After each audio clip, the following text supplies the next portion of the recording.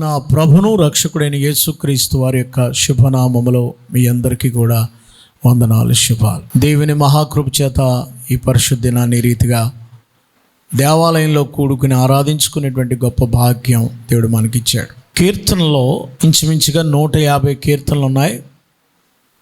ఆ కీర్తనలో మన నెహెమియా, యజ్రాలు కలిసి 550-40 BCలో పాటలు పాడుకోవటానికి ఒక పుస్తకాన్ని తయారు చేశారు. అందులో 150 పాటలు పెట్టారు. ఆ 150 పాటల్లో ఒక ముఖ్యమైన పాట, కీర్తన ఒక ఆయనది పెట్టారు. అది మోషే గారు రాసిన కీర్తన. మోషే రాసిన కీర్తన 90వ కీర్తన. దానికి ఏమాత్రం అనుమానం లేకుండా కొన్ని కీర్తనలకు అనుమానాలు ఉన్నాయి, ఎవరు రాశారో ఏంటని.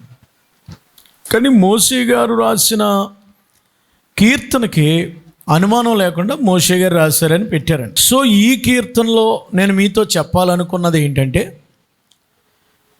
ఏంటి నీ కీర్తన తీశాడు, ఇది స్మారక కూటంలో చదువుతారు కదా అని అనుకుని పెద్ద భయపడిపోకండి. ఇది మన సంస్కార కూటంలో కూడా ప్రభు బాల దగ్గరికి వెళ్ళినప్పుడు కూడా చదివే వాక్యం ఒకటి నాకు దొరికింది. అది మీ ముందు ఉంచాలని ఆశపడుతున్నాను. 8వ వచనాన్ని, ఒక్క వచనాన్ని ధ్యానం చేద్దాం. 90వ కీర్తన 8వ వచనం.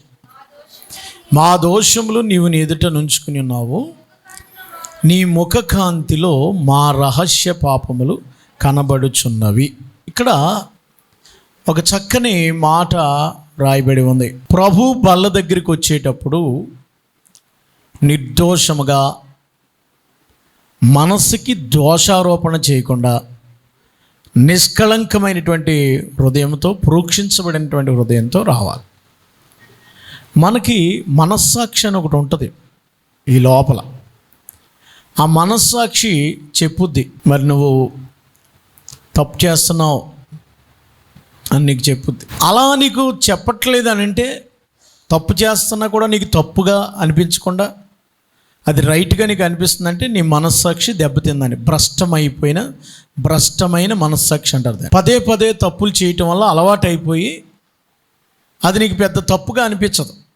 దాన్ని భ్రష్టమైన మనస్సాక్షి అంటారు. అది తిమోతిలకు రాసిన పత్రికలో పెట్టాడు అనుకోండి, భ్రష్టమైన మనస్సాక్షి. సో నేను మనస్సాక్షి గురించి మాట్లాడట్లేదు, కానీ మనుషులు ఎలా కనపడతారంటే, ఆలయంలో, చర్చిలో పైకి బాగా కనపడతారు. పాస్టర్ గారు కానీ, సంఘస్థులు కానీ, విశ్వాసులు కానీ, సంఘ పెద్దలు కానీ ఒక చక్కని ఒక వైట్ డ్రెస్ వేసుకుని, చక్కగా ముసుకేసుకుని, చక్కగా బైబిల్ పట్టుకుని ఇలా వస్తుంటారు. నిజంగా అలా చూసినప్పుడు అనిపిస్తుంది, అయ్యో చాలా పరిశుద్ధుడు కాబోలు, చాలా చక్కగా ఉంటాడు కాబోలు అనేసి అనుకుంటారు. ఎందుకు అలా అనుకుంటారంటే, క్రైస్తవులు ఎక్కువ డ్రామాలు వేసేవాళ్ళు ఎవరంటే క్రైస్తవులు.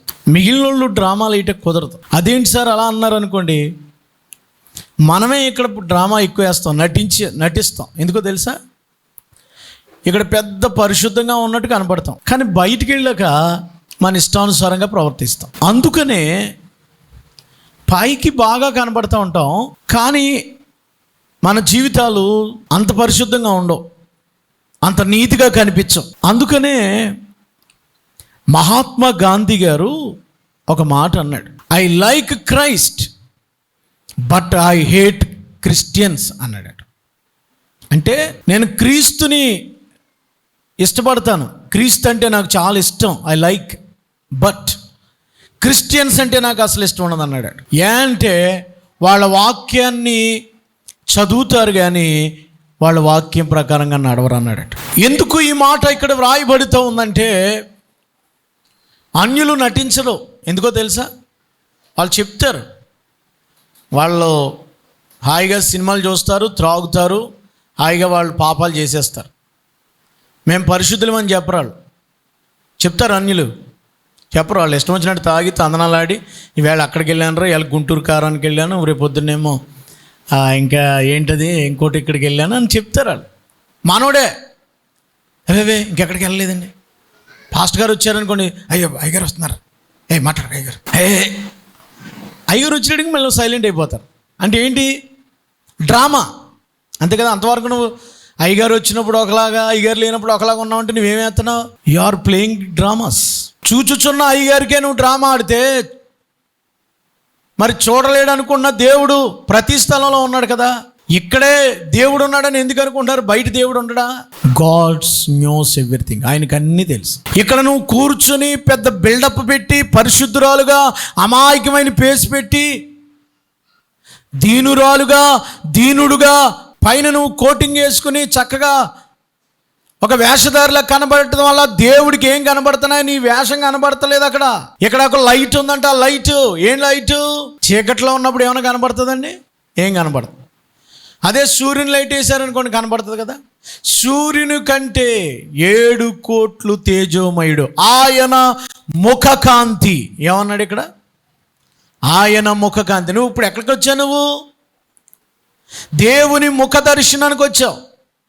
ఆయన ముఖాన్ని నమస్కారం పెట్టుకోవడానికి వచ్చావు. హిందువులకి ఆ దేవుని నమస్కారం పెట్టుకుంటే వాళ్ళ పాపాలు బయటపడతా లేదు తెలియదు, కానీ యేసు ప్రభు దేవుడి దగ్గరికి వచ్చి ముఖ దర్శనం చేసుకుంటే మొట్టమొదటి ఆయన చేసే పని ఏంటంటే నీ రహస్య పాపాలు బయటికి లాగుతాడు. అది దేవుడు చేసి వాళ్ళని కవరప్ చేసేస్తాడేమో వాళ్ళ దేవుడు, కానీ ప్రభు మొట్టమొదటి చెప్పేది ఏంటంటే ముందు అది బయటికి తీసే అంటాడు. ముందు దాన్ని కట్ చేయి, అప్పుడు నేను బాగు చేస్తానంటాడు. చాలామంది జీవితాలలో ఏమున్నాయట?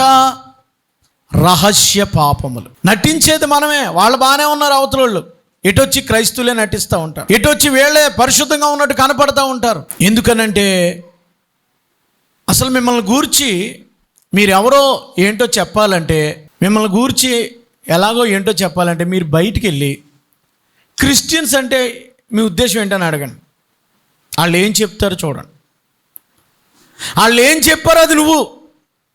వాళ్ళకి బైబిల్ ఏం తెలియదు. క్రైస్తవులు అంటే ఏంటని అడగండి. ఎలా క్రైస్తత్వం గురించిన ఉద్దేశం ఏంటనంటే వాళ్ళు చాలా దరిద్రులు అన్నారనుకో, ఆ దరిద్రంగా నువ్వు బతికాను ఉంటావు, అందుకని అలాగన్నారు. క్రైస్తవులు చర్చికి వెళ్తారు కానండి వాళ్ళు చాలా బూతులు ఆడతారని అన్నారంటే నిన్ను చూశారనమాట. బైబిల్ ఏమీ లేదు కదా. అది మనల్ని చూసి నిర్ధారిస్తారు వాళ్ళు. అన్యులకి బైబిల్ లేదు, వాళ్ళకి బైబిల్ ఎవరు? నువ్వే. క్రీస్తు అంటే ఎలా ఉంటాడు వాళ్ళకి తెలియదు, నువ్వే. వాళ్ళు ఒకవేళ క్రిస్టియన్స్ అంటే చాలా మంచోళ్ళు అన్నారంటే నువ్వు మంచిగా ఉన్నావు అని అర్థం.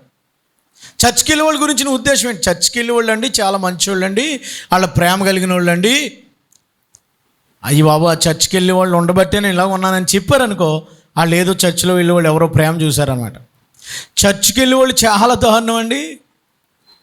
వాళ్ళు చర్చికి వెళ్తారు కానండి అన్ని గొడవలేనండి, నేను రాలేనండి చర్చికి అన్నారంటే వాళ్ళ మీలో ఉన్న లోపాలు మీరేదో వాళ్ళకి తేడాగా కనిపించారనమాట. సో దేవుడు ఏమంటున్నాడంటే ఇక్కడ మోషే గారు రాసిన కీర్తన ద్వారా ఆయన మీ రహస్య పాపములు ఆయనకి ఏం అవుతున్నాయంట కనబడుతున్నాయి. మీరు చర్చికి వచ్చారు కదా, ఇప్పుడు మీరు ఇలాగ ఆరాధిస్తున్నారు కదా, ఆయనకి ఏం కనబడుతుందో తెలుసా? మీ హృదయం కనబడుతుంది ఆయనకి. స్కానింగ్ తీస్తే మీ రహస్య పాపాలు కనబడుతున్నాయి. ఆయన ముందు స్క్రీన్, ఇక్కడ ఏదన్నా స్క్రీన్ వేస్తే మీ పాపాలన్నీ ఇలా లైన్గా తీసుకొస్తాడు ఆయన. మీ పాపాలన్నీ ప్రతి ఒక్కరు స్క్రీన్ వేస్తాడు. ఇక్కడ చాలామందికి సీక్రెట్స్ ఉంటాయి. సీక్రెట్ అంటే ఏంటి? సీక్రెట్ ఎవరికి తెలియకూడదు. అది పైకి బాగా చాలామంది అయిపోతాడు, పెద్ద మనిషిలాగా. పైకి చాలా పద్ధతి గలవాడుగా తయారైపోతాడు. పైకి చాలా నీతులు చెప్పే అమ్మలాగా ఉంటుంది ఈవిడ. పైకి చాలా పరిశుద్ధులకు కనబడుతుంది, పైకి అందరికీ నీతులు వల్లిస్తుంది, పైకి చాలా రకరకాలుగా మాట్లాడుతూ ఉంటుంది. చాలా పరిశుద్ధులేమో, చాలా ప్రేమ కలిగిందేమో అని పై వాళ్ళు అనుకుంటారు. కానీ దేవుడు ఏమంటున్నాడు అనంటే ఆయన ముఖకాంతిలో మీ సీక్రెట్స్. దేవుని వెలుగు ముందు ఆయన ఎవరంటే తేజోమయుడు. అది ఏం చేస్తుందంట? లోపలికి దూరి మీలో ఉన్న రహస్యాలన్నీ బయటికి తీస్తుంది. ఇక్కడున్న నీవు కొన్ని రహస్యాలు మనసులో దాచుకుని, కొంతమందికి ఎవరికి తెలియదు అది. అమ్మా ఇక్కడున్న వాళ్ళు జాగ్రత్తగా, ఎవరికి తెలియదు అది మీరు చేసే పని. కనీసం మీ భర్తకు కూడా తెలియదు, కనీసం మీ అమ్మాయికి కానీ మీ అబ్బాయికి కూడా తెలియదు. అంత సీక్రెట్గా మెయింటైన్ చేస్తున్నాను, చాలా సీక్రెట్గా మెయింటైన్ చేసుకొస్తున్నావు ఆ పాపాన్ని. చాలా సీక్రెట్, కానీ దానిని దేవుని ఎదుట దాయలేవు. దేవునికి అన్నీ కనిపిస్తున్నాయి. పరిశుద్ధ గ్రంథంలో మీరు చూస్తే 44వ కీర్తన 21వ వచనం చదవండి. 44వ కీర్తన 21వ వచనం. దేవుడు ఏమి ఎరిగిన వాడట? హృదయ రహస్యములు ఎరిగిన దేవుడు. సంగతుల్ని పరిశోధించక మానునా? అమ్మా, దేవుడు ఏమి ఎరిగినవాడు? ఎవరు సీక్రెట్స్ లోపల ఉన్నాయి కదా మీ హృదయంలో, బయటకి ఎవరికి తెలియదు. అది చాలా కామప్గా ఉన్నారు మీరు. బయట ఎవరికి తెలియనివ్వట్లేదు. నువ్వు చేసే దొంగ బ్రతుకు ఎవరికి తెలియదు అనుకుంటున్నావు. చాలా సైలెంట్గా చేస్తున్నావు. మనం చేసే పని ఒకడు అంటాడండి, మనం చేసే పని 3 కంటికి తెలియకూడదండి. 3 కంటికి తెలియకుండా చక్కబెట్టాలి. అది తెలివితేటలు అంటే. ఒక పెద్ద ఆయన అన్నాడు వాళ్ళ అబ్బాయి గురించి, నేను తిరిగాను 100 మందితో, మావాడు ఉన్నాడు ఎందుకు ఒకదానితోటే బయటపడిపోయాడు అన్నాడు. ఎంత దారుణమైన మనిషో చూడండి ఆయన. నేను ఎంత సీక్రెట్గా చేసుకొచ్చానో తెలుసా?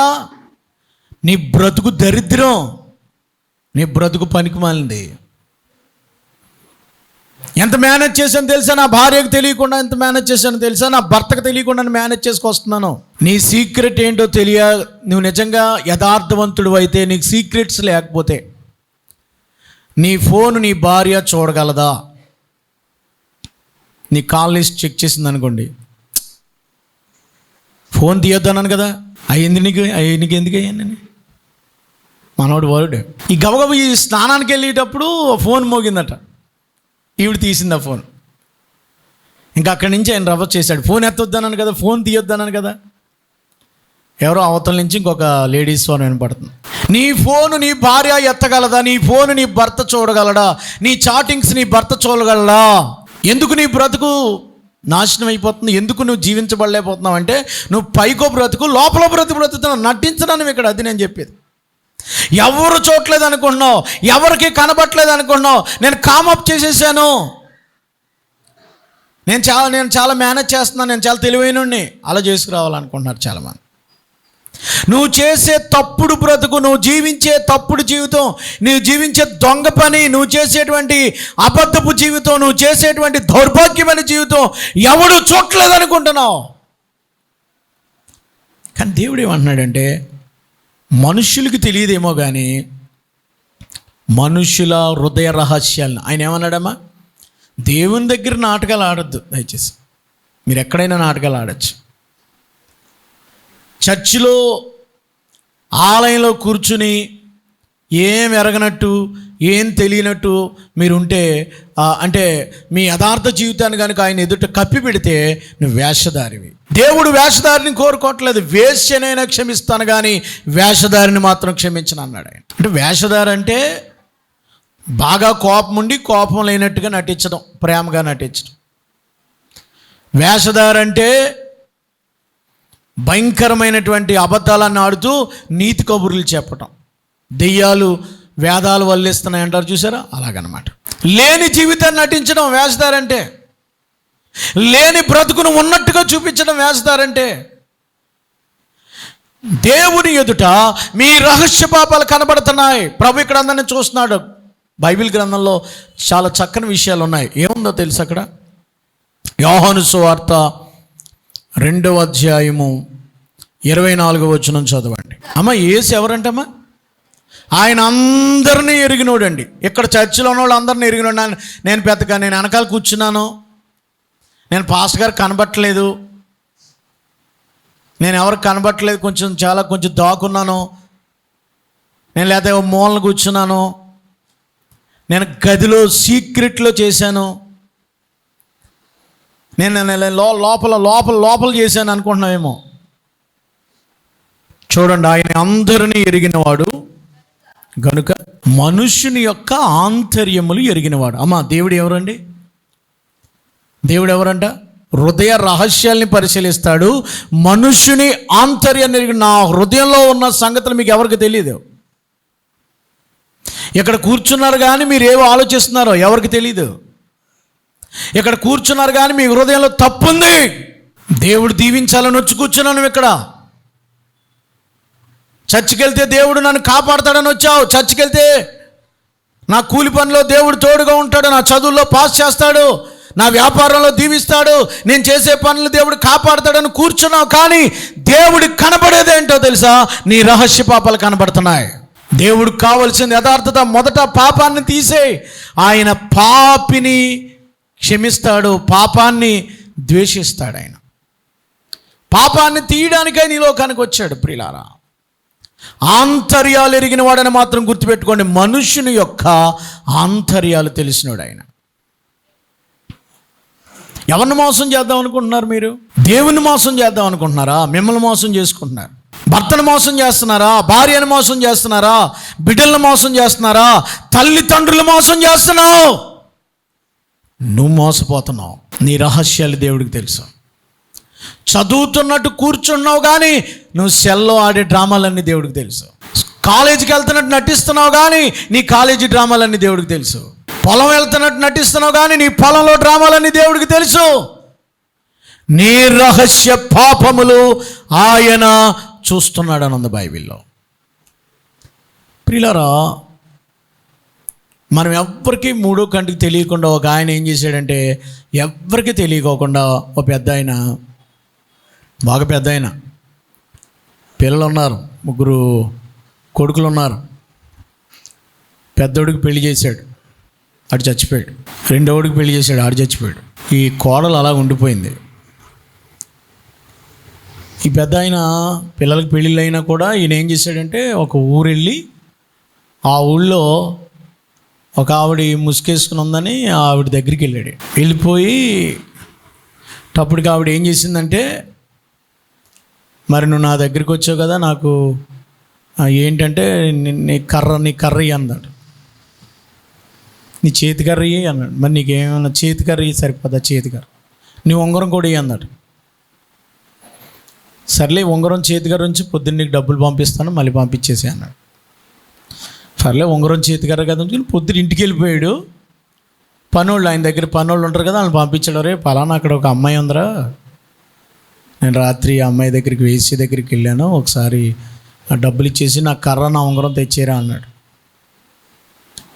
ఆ ఊరు వెళ్ళాడు. నిజంగా ఆ ఏటుకొట్టు దగ్గర, అది ఏటుకొట్టు దగ్గరికి వెళ్తే ఎవరు లేరు అక్కడ. వాళ్ళు అన్నారు, ఈ ఊళ్ళో అలాంటి వాళ్ళు ఎవరు లేరండి బాబు, వీళ్ళంతా నీతిమంతులు, మీరు ఎవరో ఏం మాట్లాడుతున్నారు అనేసి అన్నాడు. సైలెంట్ అయిపోయింది, కామప్ అయిపోయారు. అందరూ కూడా ఎవరి పని అటు చేసుకుంటున్నారు. అలాంటి ఆ పరిస్థితులు అన్నమాట. అక్కడ మీరు చూసినట్లయితే ఎవరూ ఇంకా చూడలేదు అనుకున్నాడు ఆయన. కొద్ది కాలానికి ఈ పెద్దోడికి పెళ్లి చేశాడు కదా, అలా ఆయన చచ్చిపోయాడు కదా. ఆ పెద్ద కోడలు ఆయన లేకుండా ప్రెగ్నెంట్ అయ్యింది అనేటువంటి ఒక వార్త వచ్చింది. ఈయన పెద్ద ఆయన కదా, మరి గ్రామ పెద్ద, ఈయన ఊర్లో పెద్ద మనిషి, ఈయన పంచికొట్టు వేసుకున్నాడు. మనం ఇలా మన ఇమేజ్ చేసి చేయాలి, పంచిలు వేసుకోరు కానీ మనం ఇలా పంచికొట్టు వేసుకుని, పెద్ద లాల్ చేసుకుని, మీసాలు ఎలా తిప్పుకుని, కొండు వేసుకుని వస్తున్నాడు. ఎవడరా ఆ మనిషిని ఎలా తీసుకురండి కోడల్ని అన్నాడు. ఊరు పెద్దలందరిని పిలవండి, ఏం చేసింది, తప్పు చేసిందా, రాళ్ళు పట్టరండి అన్నాడు. సరే, ఒకసారి ఆ పెద్ద ఆయనకి, నేను తప్పు చేశాను అన్నారు కదా, నేను తప్పు చేసింది ఎవరో ఏంటో, ఈ ఉంగరం ఈ కర్ర ఆయనకి ఇవ్వండి అన్న. ఎందుకే ఉంగరం కర్ర పెద్ద అయింది. ఈ పంచికొట్టు వేసుకుని అడావిడిగా పెద్ద లాల్ చేసుకుని తగు చెప్టకు వచ్చాడు చూడండి, ఆ పెద్ద అయింది ఆ ఉంగరం కర్ర. నీ రహస్య పాపములు చూడండి. నేను చెప్పింది సుత్తి కాదండి. ఆదికాండము 38వ అధ్యాయంలో విషయాలు చెప్పాను. ఆదికాండం 38వ అధ్యాయం 31 వచ్చిన, ఆ కాలమందు యోధా తన సహోదరుని విడిచి హేరాను ఒక అదుల్లామీన యొద్ద ఉండుటకు వెళ్ళిన. అక్కడ షూయా అని ఒక కానానీయుల కుమార్తె యోధాను చూచి ఆమెను తీసుకుని ఆమెతో పోయిన. ఆమె గర్భవతి కుమారుని కన్నది. ఏరు అని పేరు పెట్టిన. మరలా గర్భవతి అయినప్పుడు ఓను పేరు పెట్టాడు. యోధా జ్యేష్ఠ కుమారుడు 6వ వచనం, తామారు అను దానిని పెండ్లి చేసెను. యోధా జ్యేష్ఠ కుమారుడు ఏరు యెహోవా దృష్టికి చెడ్డవాడు కనుక యెహోవా అతన్ని చంపెను. యోధా వానానుతో అన్న భార్యతో యుద్ధకు వెళ్ళి మరి ధర్మం జరిగించినప్పుడు అతనికి సంతానం కలిగేమని చెప్పిన. వాడు కూడా చెడ్డోడు కనుక అతడు కూడా నెల విడిచినందుకు అతను కూడా చచ్చాడు. ఇక జరిగిన సంఘటన ఏంటంటే, 19వ వచనం, టైం లేదు కనుక 19వ వచనం, అప్పుడు ఆమె లేచిపోయి తన ముసుగు తీసివేసి తన వైద్య వస్త్రం తీసివేసుకునిను. తర్వాత యోధా స్త్రీ యొద్ద నుండి ఆ కొదువు పుచ్చుకున్నటకు తన స్నేహితులకు అదుల్యమైన చేత మేకపిల్లను పంపినప్పుడు ఆమె అతనికి కనబడలేదు. కాబట్టి ఆ మార్గమందు యానాయిన వద్ద వేశ్య ఒక్కడు ఉన్నదని ఆ చోట మనిషిని అడుగగా యవతి కూడా లేదనరి.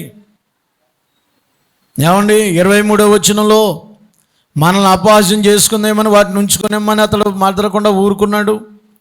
24 చదువుదామండి. రమారమి 3 నెలలు అయిన తర్వాత నీ కోడలకు తామా జారత్వం చేసిన, అంతేకాక ఆమె జారత్వంలో గర్భవతిని యోధాకు తెలపడినప్పుడు యోధా ఆమెను బయటకు తీసుకురండి, ఆమెను కాల్చేయాలంటున్నాడు మనోడు.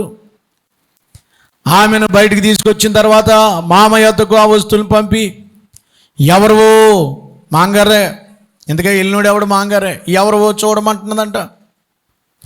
ఈ దారం ఎవరిదో, ఈ కర్ర ఎవరిదో, ఈ ఉంగరం ఎవరిదో సర్చి గుర్తుపట్టండి అన్నప్పుడు యోధా వాటిని గుర్తుపట్టి, నేను నా కుమారుడైన శాలానామికి లేదు కనుక ఆమె నాకంటే నీతిమంతురాలని చెప్పి మరి ఎప్పుడు ఆవిడ దగ్గరికి వెళ్ళలేదట. ప్రియులారా, రహస్య సంగతులు ఎవరు చూస్తున్నారండి? యోధా గారు. నేను చెప్పిన కథ అంతా ఎవరంటే యోధా గారండి. యోధా అనే పెద్ద మనిషి, యోధా అనేటువంటి పెద్ద మనిషి కోడలకి పెళ్లి చేయాలి, బాధ్యత అది. అమ్మగారింటికి పంపేయడం కాదు. ఏ అత్తగారింటి పేరు ఎట్టుకుందో వాళ్ళే పెళ్లి చేసి పెట్టాలి, చచ్చే వరకు ఆ ఇంటి పేరు మీద ఉండాలి. అది యూదుల యొక్క చట్టం.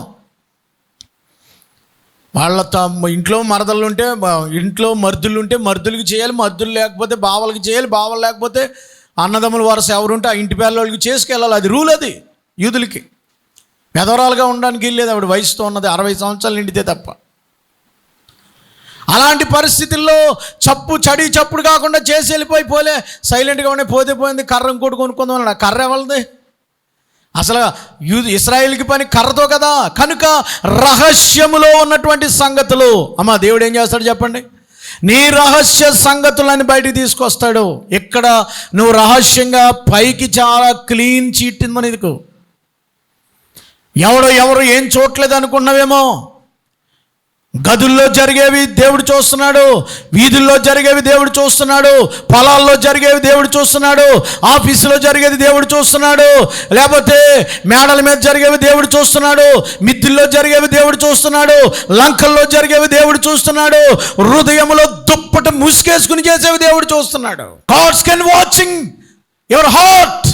పై వేషం కాదు దేవుడు చూసేది, నరుల వేషం చూడడైనా దేవుడు నీ హృదయాన్ని చూస్తున్నాడు. నటించుకో. ఒప్పేసుకుంటే ఆశీర్వాదం, లేకపోతే భయంకరమైనటువంటి మరణం. జాగ్రత్త. పరిశుద్ధ గ్రంథంలో ఇంకా నేను మీకు కొన్ని విషయాలు చూపించాలని ఆశపడుతూ ఉన్నాను. 1 కొరింథీయులకు రాసిన పత్రిక, దానికి ముందుగా ఇర్మియా గ్రంథము 16:17 చదువుదామండి. ఇర్మియా గ్రంథము 16వ అధ్యాయం 17వ వచనం. యాలయనగా దేవుడు మనుషులు పోయే త్రోవల మీద ఏముంచాడంట? దృష్టి ఉంచి తిని. ఏది దేవునికి కన్నులకి మరుగై లేదండి. దేవుడు కన్నులకి ఏది మరుగులేదు, ఆయనకు అన్నీ చూస్తున్నాడు. ఆయన చూస్తున్నాడమ్మా చెల్లి, చూస్తున్నాడమ్మా, నీవు చేసిన పనులన్నిటినీ చూస్తున్నాడమ్మా. చూస్తున్నాడన్నా నీవు చేసిన పనులన్నిటినీ చూస్తున్నాడన్నా. నువ్వు ఎక్కడెక్కడ తిరుగుతున్నావో తమ్ముడు,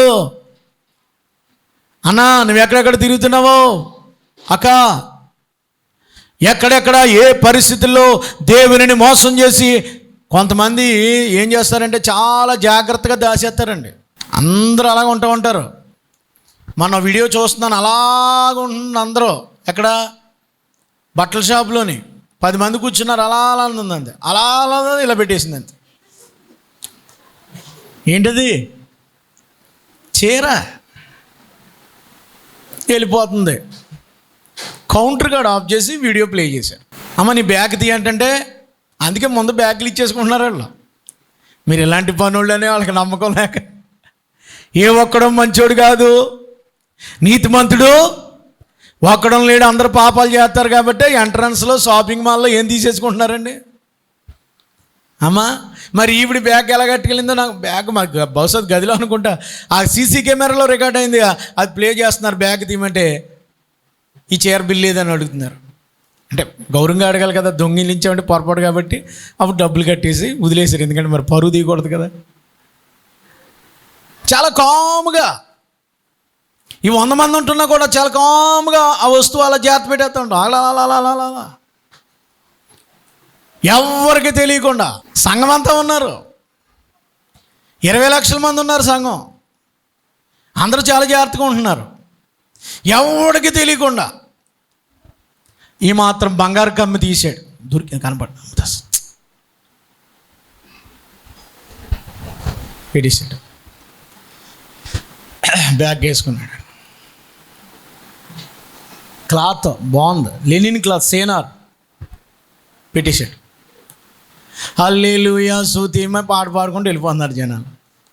గబగబ గదిలోకి వెళ్ళిపోయి బీరువాలు లేవు అప్పుడు, గొయ్యి తీసేసి అలికేసాడు.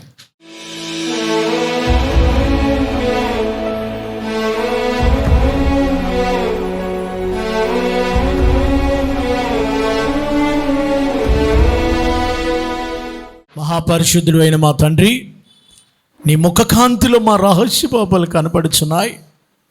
మేము ఎవ్వరికీ తెలియకుండా చాలా నీట్గా కనపడుతున్నాం అనుకోవచ్చు, ఎవరు మమ్మల్ని చూడట్లేదు అనుకోవచ్చు, కానీ నీ కన్నులు అంతటా ఉన్నాయి, బాత్రూంలో కూడా ఉన్నాయి ప్రభువా, బెడ్రూమ్లో కూడా నీ కన్నులు చూస్తున్నాయి. మేము చేసే ఒంటరి జీవితంలో మేము ఎలాంటి తలంపులు కలిగి ఉంటున్నామో, ఎలాంటి పనులు చేస్తున్నామో, ఎవరో లేనప్పుడు మా ఆలోచనలు, మా చూపులు, మా తలంపులు, మేము నడక, మా పడక, మా ప్రవర్తన ఎరిగిన దేవుడు ప్రభువా, మమ్మల్ని క్షమించండి. నీకు ఇష్టమైన బ్రతుకులు బతకడానికి సహాయం చేయండి. రహస్యాల్ని, అంధకారంలో ఉన్న విషయాలు, చీకట్లో జరిగిన సంగతులు, ఎవరికి కనబడిన సంగతులు బయటికి తీసుకొచ్చే దేవుడు గనుక మేము పరిశుద్ధులుగా బ్రతకడానికి మా పాపాన్ని ఒప్పుకొని విడిచిపెట్టి నీకు యోగ్యులుగా జీవించే భాగ్యం దాయిచేయండి. విత్తబడిన వాక్యం అందరూ ఫలింపజేసి వారి పాప జీవితాన్ని, నటనా జీవితాన్ని, వేషధారణ జీవితాన్ని ఒప్పుకొని పరిశుద్ధంగా తిరిగే బ్రతుకు వారికి అనుగ్రహించమని యేసు ప్రభువారి పేరట వేడుకొనుచున్నాము తండ్రి. ఆమేన్.